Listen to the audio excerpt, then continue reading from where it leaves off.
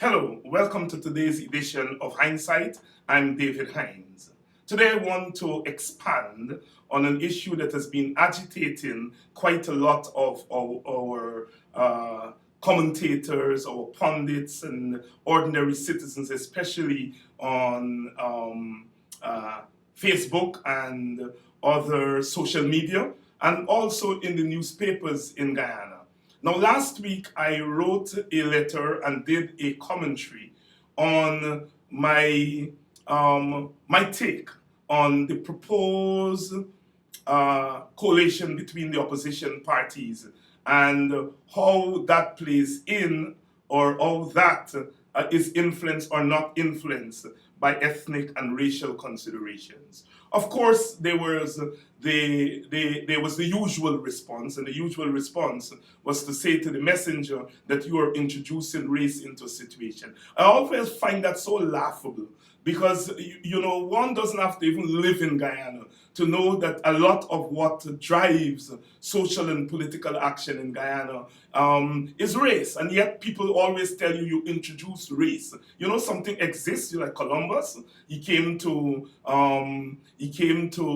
this Americas, and people were there already, and he said, "Oh, I discovered the Americas." Well, here are people racist all over us, all in our faces, and yet we say David Hinds discovered it. Well, I'm no Columbus. I did not discover race. Race was there long before I got here, and I'll be long gone, and race will still be there. Yet I understand and I sympathize with such people because I think that there is a basic misunderstanding at the intellectual level of race. And I'm not talking about ordinary people, I'm talking about those of us who try to comment on race. There is a basic misunderstanding of race as racism and race as identity. And I think it's painful to see some so-called people who are well learned who make that mistake. Now, race as racism is what really turns most human beings off, because it is a race that talks about, it's a phenomenon that talks about superiority and inferiority, a phenomenon that ascribes certain traits to people and groups, a phenomenon that biologizes a social phenomenon, and so forth. Race as racism is dangerous, and all of us should turn our face against it and to actively fight to stamp it out of our societies. And so, yes, that's what I think excites people. But then, race as identity is a different matter, related but different. Because here's what I'm talking about. African people, black people, came to the Americas as a result of the transatlantic slave trade. And they've been in that plantation slavery for 300, 400 years. Now, within that time, they've had to construct a culture. They've had to reproduce themselves. What they are today is what they've been for all the last 400 years in slavery and colonialism. And so, therefore, the African identity, the black identity in the New World, has been developed within the context of race. That is why when you ask black people, are you an ethnicity and a race? They very quickly say, I'm a race. We are a race of people. But we are also an ethnicity. But because of the way in which our culture has been constructed, we tend to refer to as a race. You cannot take away race from African Guyanese and African people, black people. You cannot take away race from their identity. It is central to their identity. And so race as identity is a very positive thing. All right? It is race as discrimination, race as superiority, which we call racism, that we should be hollering on people about. But insofar as people construct their identity within the context of race, then it's something that is healthy and something we must acknowledge, because it's really a function of history. a function of history. And so the discourse on race suffers a lot in Guyana from that basic misunderstanding of race. Race as racism and race as identity. And I think the discourse that I introduced was a discourse about identity and how that identity influences our political action. That is what we're talking about here. Now, in ethnic and racial societies, groups of people, uh, groups of people view reality within their lens, their ethnic and racial lens. Now, that is normal. It is normal for human beings to view things within their own framework. Now, we tend to tell ourselves that we're afraid of differences. And as I say all the time, human society is constructed on differences. We are Guyanese because we are not Trinidadians. We are Trinidadians because we are not Jamaicans or Americans. We like blue because we don't like red as a color. We like tall spouses because we don't necessarily like short spouses. We construct ourselves based on our differences. And so differences really is not a terrible thing. Differences is good. Differences are good for diversity. Where differences become dangerous is when we use those differences to oppress other people, when we use those differences to dominate other people. And that's where the problems are. Differences are not a bad thing. And some of us who are commentators, get into that nonsense about not celebrating differences. Yes, we celebrate our likes, but we also celebrate our differences. We celebrate our diversity. And in celebrating diversity, we are in fact celebrating differences. And so I think our discourse suffers from this kind of knee-jerk attitude to differences. So that if somebody takes an action based on their difference, we think that something is wrong with them. We have gotten into this habit in our post-colonial experience of saying to African Guyanese and Indian Guyanese who vote for the two ethnic parties that something is wrong with them. You hear that, you see that, it's written on Facebook and all places. You know, those people, I don't know why Guyanese people can't think, why they can't think outside of the racial box and all that. Well, Guyanese have thought outside of the racial box. They have to think outside of the racial box. When Indians and Africans are in a space and they have to deal with others on a day-to-day matter, they do think and act outside of their racial box. But what they do in the final analysis is that they link the choices they make, they link the decisions they take with what they see as their ethnic interest. So I am voting for the PPP because I think the PPP best represent my ethnic interest. And who are we to tell them that is not so? We are African Guyanese. We vote for the PNC because we think our ethnic interests are wrapped up with the PNC. Who are we to tell them that it is not so? Some of us who are intellectuals or academics or what the case may be tend to think we transcend race, meaning that what at an intellectual level we come to grips with race and we tend to think in quote unquote non-racial terms. But we have the luxury of doing that because we are doing it at the intellectual level. The ordinary people on the ground have to deal with everyday economics, they have to deal with questions of security, they have to deal with politics, they have to deal with preservation of culture, they have to deal with the dishonor that is heaped on them when one group or individuals from another group disparage them. They have to deal with those things in their day-to-day lives. The ordinary African Guyanese knows that part of his distress in Guyana has to do with the fact that an Indian Guyanese government has been in power for the last 23 years, and part of what that government is doing is exacting revenge for what it sees as the oppression that Indo-Guyanese went through 28 years between 1964 and 1992. Ordinary African Guyanese know that. Who are we to tell them that they're wrong?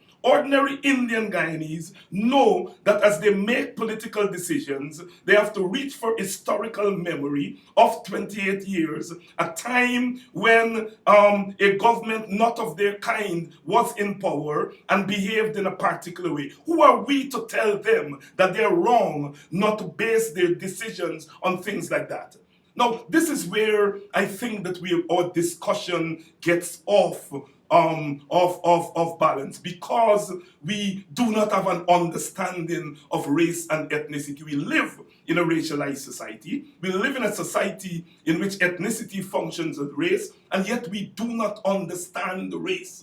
We do not understand it at the experiential level, and we do not understand it at the intellectual level. And so we have what passes for discussion, why you bring up race, what race got to do with this, and you see race in everything, and so on and so forth. We get into that nonsensical discussion, largely out of our ignorance at the intellectual level, but also, more importantly, not really going through the experience. Now, when you are poor and you are suffering and so forth, you understand the root of your poverty and your suffering. If you're a well-to-do middle-class person, you're able to go and work and make money and go to the cafe and sit down and shoot the breeze and so on. You do not have that kind of experience. So you can say race doesn't matter, because perhaps at your personal level, you are not impacted on a day-to-day basis by discrimination, because you, in a sense, are shielded from that in your middle class comfort. And so you do not understand ordinary people who have to go through it on a day-to-day basis and know that it has something to do with their identity. When they read the Chronicle, and the Chronicle says that young black men are socialized not to go to school and socialized to be criminals, and black people are socialized to be beggars, they understand that that has to do with racial prejudice and nothing to do with your foolishness about class and so forth. Yes, class is part of it, but they also know that that class is, in a sense, masked by race. And so, therefore, I appeal for a saner discussion, a more erudite discussion, because if you want to talk in the public space, you have to have the capacity to engage in discussions. You have to have the capacity to move people. And you move people not by unreason. You move people by reason. And I think that's where we are falling short. I said in my commentary that part of my activism has to do with the defense and furtherance of African interests. And some people said, David Hinds said, is activism, they deliberately left out part, has to do with that. Because they want to construct reality in order to make a certain point. Or the Guyana Times, which read what I wrote, and I said that the reasoning behind those who are pushing this whole idea that an Indian must lead the coalition, that argument is premised on two things. It's premised on one, that black people cannot win an election and so they have to accept any leader. And it's premised on the second thing, that black people are more likely to vote for a person of another race than Indians are. Guyana Times said, David Hinds said, so although the following paragraph, I said, I reject that reasoning. I reject that idea. Yet, they didn't really took out what I am saying is the basis of somebody else's argument and say David Hinds says so. Now, this is how it works. We are in the midst of that. And but we have to be careful. We have to be very careful, because we are in the public space and we are trying to influence people to act in a particular way. And nothing is wrong with that. But you're not going to influence people by hollering at them.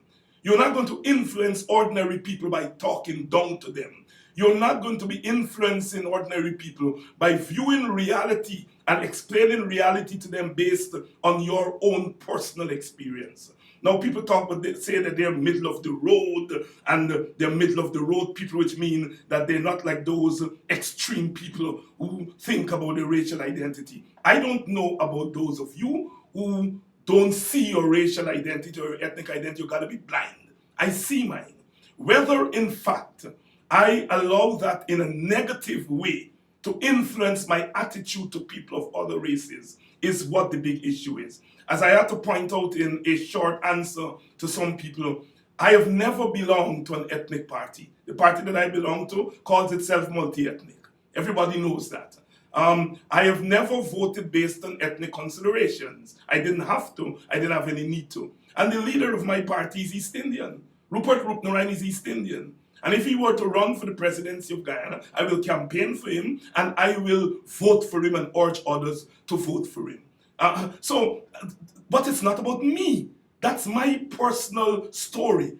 It is not a story that is widespread in other sections of the community. The vast majority of Guyanese link their ethnic and racial identity to their political behavior. Government is too important a resource, they think, to trifle with. And they understand that there is a relationship between the distribution of resources and your ethnic identity in a multi-ethnic society. It has to be that, because once you put groups of human beings in the same space, immediately what you introduce into the day-to-day framework is competition. Now the question is whether that competition is managed or whether that competition is allowed to explode into violence and explode into conflict. And we in Guyana have had the experience from 1961 to 1964 of an extreme form of ethnic violence. And I am arguing that that ethnic violence has to do with a combination of reckless behavior on the part of those who were in authority, both in government and the opposition. But it also has to do with some of us who are in the elite of denying that it is a real thing. And so when it is upon us, we could not see it and therefore could not do anything to stop it. We constantly remain on the brink of conflict.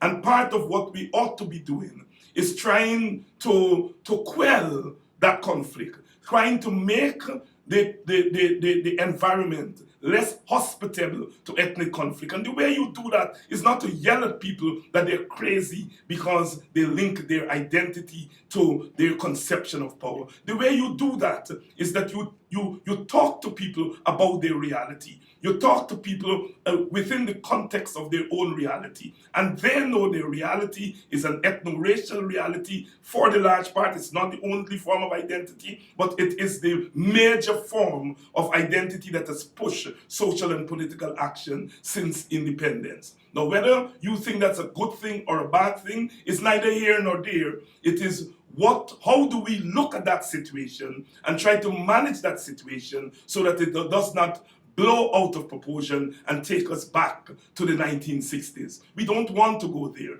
And I don't know about anybody else, but I, David Hinds, will never deal with race by covering it down under calabash. Will not deal with race by saying to people, if you think about race, you're stupid. I deal with race by confronting it because I think it's the only way that we have as a multi-ethnic society, a multiracial society, to have a constant conversation about race. Because race is a persistent thing and we have to have that constant conversation. I come from a tradition influenced by A.U.C. Guyana and Walter Rodney that confronts race and deal with race as a living phenomenon, not try to ignore it or to try to punish people because they take racial considerations as they make decisions. Yes, it's a silly season, but we don't have to be silly. We can inject some common sense in the discussion. Abu Bakar's response to my letter, I thought, was very reasoned. Didn't agree with almost everything that he said, but is very reasoned. My brother Sherwood Lowe took an opposite view to me, but I think it was a very intelligent response. He wasn't hollering at people. He wasn't making fun of people. He acknowledged that there is something as ethnic honor and ethnic dishonor that has to be protected and preserved for all ethnic groups. Freddie Kissoon